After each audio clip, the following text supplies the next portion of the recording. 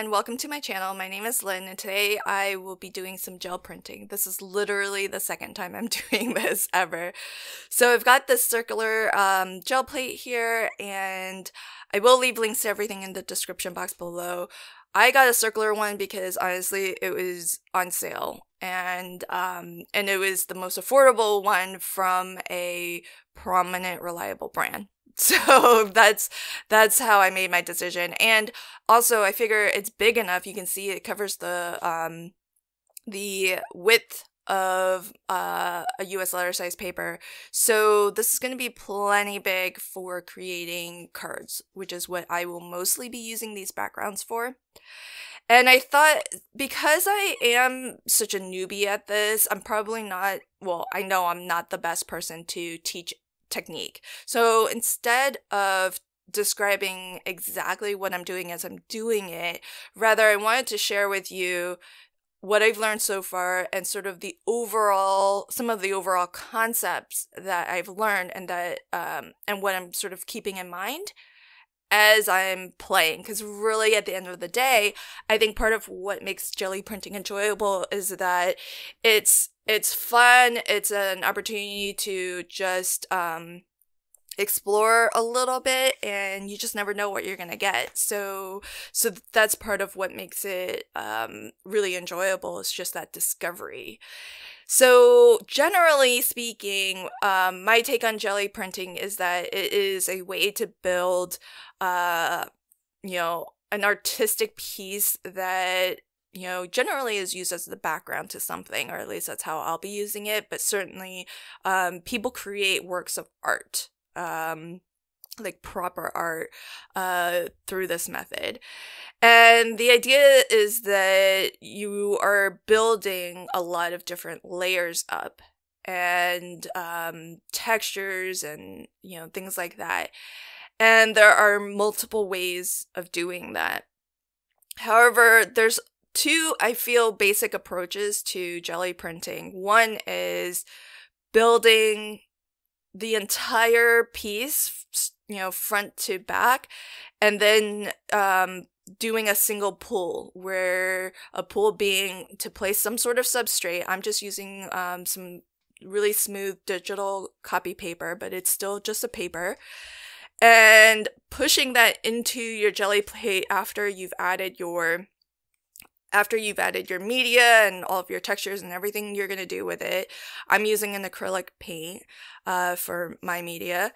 And then pulling all of that paint off of the jelly plate to see what your finished work of art is. And so that's one approach. Build everything up on your plate and then do a single pull and pull up all of that goodness. The second approach is to build up your layers one by one and do multiple pulls. So taking a pull, putting that same paper back down after you've applied more paint or another pattern, and building up your layers that way. The two approaches are fundamentally different in how you think about what you're putting on your plate. If you're doing a single pull, then you need to build up your piece from the foreground, what's going to be seen at the top, and then go backwards to the background. The reason for that is that when you put your paper down, the first thing it touches is the last thing you put on your plate. So that's going to be the background. And anything that you put on your bottommost, the very first layers, that's going to be at the very top of any other layer that's going to go behind it. So it's going to block everything that comes after it. So if you're doing a single pull, then you need to build up backwards from the front to the back. If you're doing multiple pulls, then you'll be building from the background. You'll do this in the reverse. You'll build from the background forward. So the first pull that you make, that's going to touch your paper first, and then all subsequent layers and subsequent pulls off of the jelly plate are going to go on top of that first layer and any layers that came before it. So that's two, major differences in how you approach your jelly printing. And you're seeing me mostly do single pulls, because I never use the same piece of paper that already has a printing on it to pull again. I do multiple pulls of, for example, this one, I pulled once already to lift some color, but this is a fresh sheet of paper here. I'm not using the same piece of paper that's already been printed on to print another layer on top of that. So that's the thing with single pulling. It doesn't mean that, on your plate you only ever touch a piece of paper to it the one time. It's just whatever you're going for at the end is the result of just a single pull that lifts everything up. So that's sort of two major approaches to how you work your plate. Then in terms of how you build the patterns and textures and whatnot, it comes down to two major concepts. You're either adding to or taking away from. So when I use my brayer to put paint onto the jelly plate, I'm adding color, I'm adding pattern or texture. So here I'm waiting for my gold paint to dry. It's a translucent paint, so you can't hardly see it at all really on screen. But by letting it dry, if I go to touch this again with something else, it's not going to lift that paint as much because it's had a chance to dry.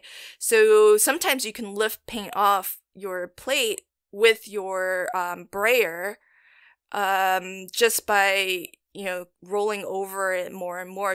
You'll start to lift paint off rather than put paint on. And here I'm using a stencil of this sort of circuit, so that's why I wanted a little bit of gold so that I can get 2 layers of gold where the circuit pattern is. And I'm applying the paint through the stencil so that it can add that pattern to my plate.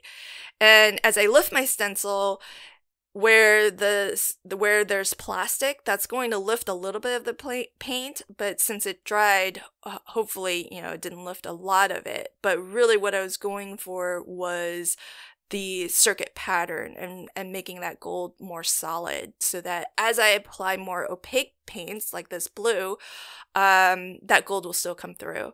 So here I'm taking away paint by just using some household objects and pushing those objects into the wet paint and lifting it off of the plate. So really, it's just this process of adding and subtracting, and making different patterns, making marks. You could use a brush with paint and just paint, hand paints a pattern onto your plate. And then in single pulls, since I did let some of those layers dry, we need to kind of re-wet it a little bit and reactivate it, give it some moisture so that it will actually lift and pull off of the paint. So the final layer I always do is white. And that's because, my paper is white. So by using a white paint, I'm not really adding any color to my design. I'm just re-wetting all of those previous layers of paint so that I can pull them up. So, hopefully these sort of larger concept overview is helpful to you. As I mentioned, I'm not an expert. This is literally the second time I'm doing it. But when I've watched more videos of gel printing than I have actually done it myself.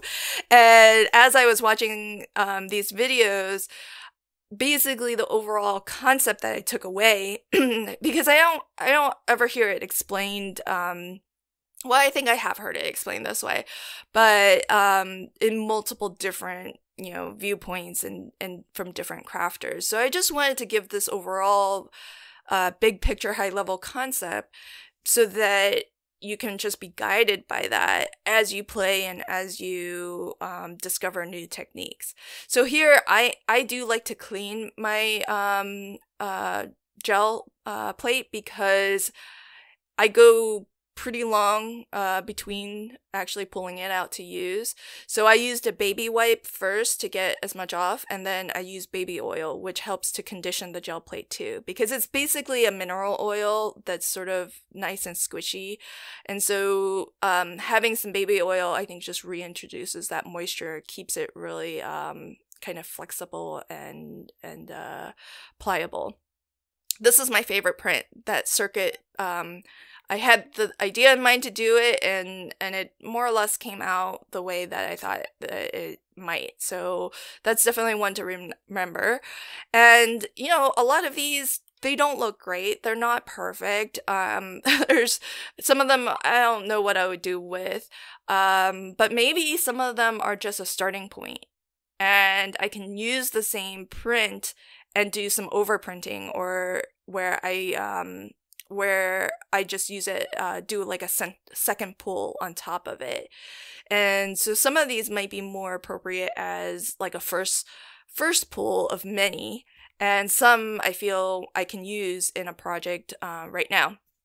And what I've learned with making backgrounds in general is that, especially if you're like me and you make backgrounds larger than what you'll ultimately use on your project, for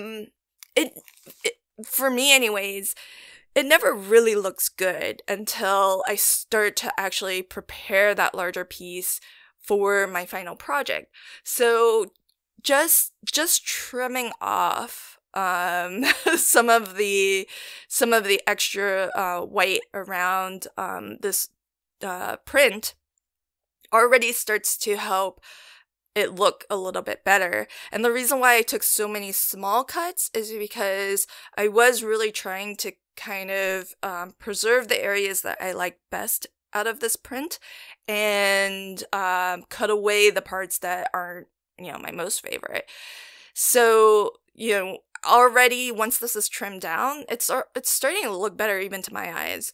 I mean, it wasn't my favorite out of the bunch that I made, but I like the colors. I like using this layered stencil, so it's definitely one that I'm glad I did the video, because now I can actually go back and see how I did this specific one, because I do want to try this specific technique again. And also, I feel that, especially in card making, since I'm not making jelly prints as works of art, I'm making them as backgrounds. So they're just one element of many that are going to go onto my card.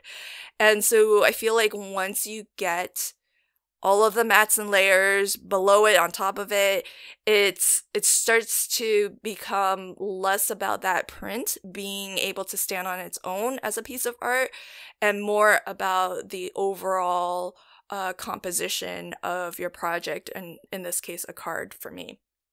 So that's sort of you know, what I've learned so far about jelly printing, and I do want to do more videos when I've learned a little bit more about different techniques that I feel work well for me, to the point where I feel like I can consistently predict the results. Because right now, a lot of times I'm just doing stuff, and I'm just trying things out, and just seeing what results from that experimentation.